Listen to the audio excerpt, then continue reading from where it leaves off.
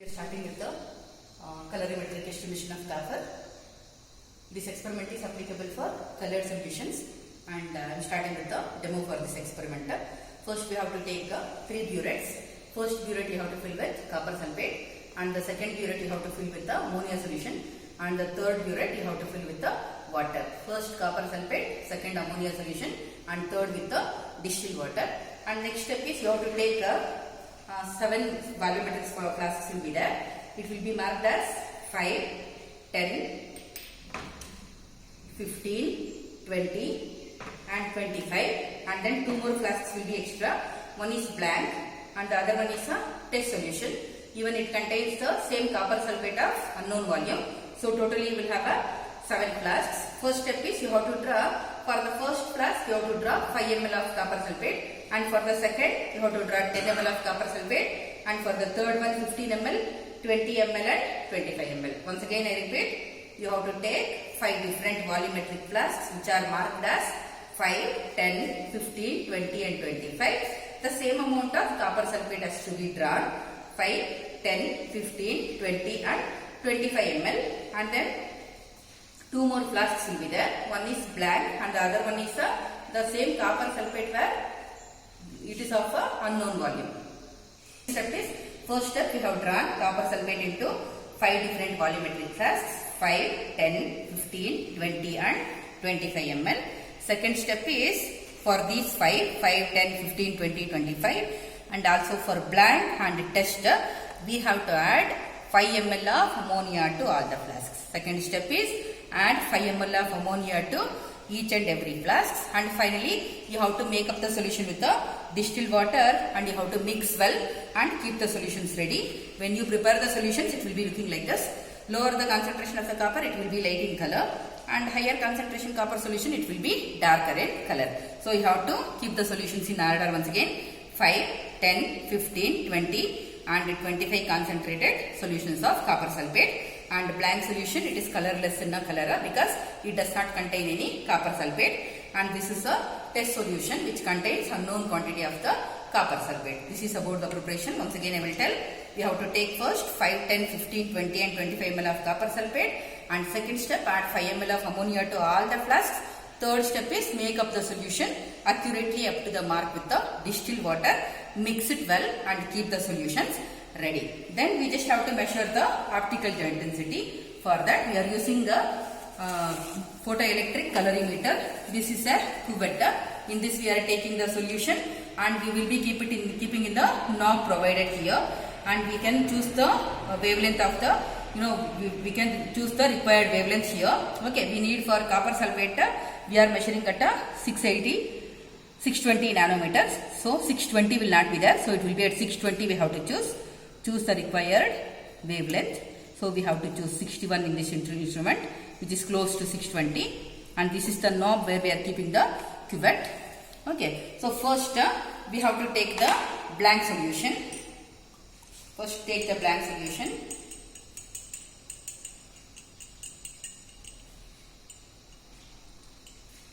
First take the blank solution, pipe it well,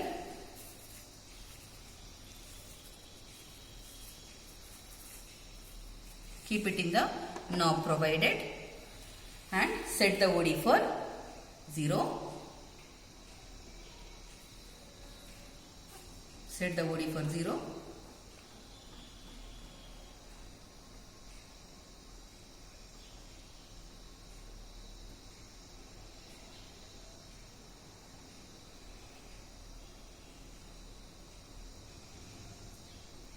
This is the only setup we have to do.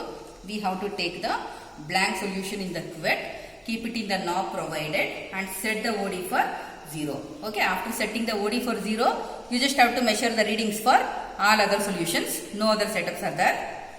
Set the OD for 0 for blank, then throw out the solution, then take the solutions one by one starting from 5 to 25 and measure the optical intensities.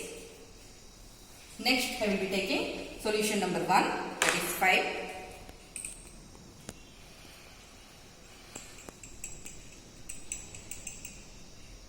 Okay, take the solution 5,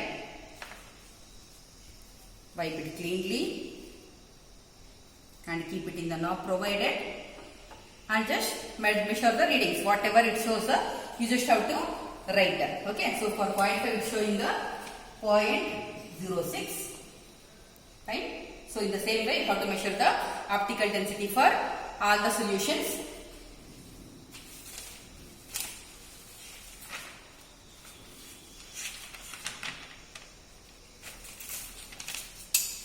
So you will be getting like this.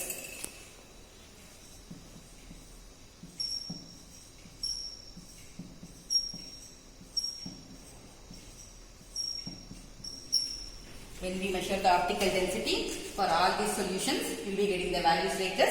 After once the values are recorded, we have to plot a graph. We have to plot a graph of, on x-axis we have to take volume of copper sulfate, and on y-axis optical density values we have to take. So when we take like this, we will be getting a graph like this. This is calibration curve, which is a plot of OD against volume of copper sulfate, and you must get a straight line passing through the origin. Now we have taken 5, 10, 15, 20 and 25. For that we have taken the optical densities. Now one more value is extra. Okay, for test solution we have optical density value. We don't know the volume. Okay, where is the optical density here? In the y-axis. So 0.13, mark it on y-axis. At 0.13 you have to mark. Draw a line to the main line passing through the origin. Then extend it to the x-axis. Wherever it meets, this is the volume of unknown solution. Volume of unknown solution dash ml. Okay, volume of unknown solution, which is noted here as V. Okay, so we know the value of V now. We have to take the readings from the instrument for all the solutions 5, 10, 15, 20, 25, and at last for a test, then plot a graph of optical density against volume of copper sulfate. We will come to know the volume of the test solution given. After once you know the volume of the test solution given, you have to do some small calculations. The calculations include, see here 1 ml of copper sulfate is equal to 63.55 by 249.6 milligrams of copper. So 4 milligrams of copper sulfate is equal to, because we are working the solution of concentration 4 milligrams. So 4 milligrams of copper sulfate is equal to 63.55 by 249.6 into 4. Okay, so we will get a value here. Okay, that is x. You will get one value, that is x. Okay, if you multiply with the volume of the test solution, you will be getting the final value, that is dash milligrams of copper sulfate. Dash milligrams of copper sulfate per liter you will be getting. Take a graph like this. Model graph will be like this.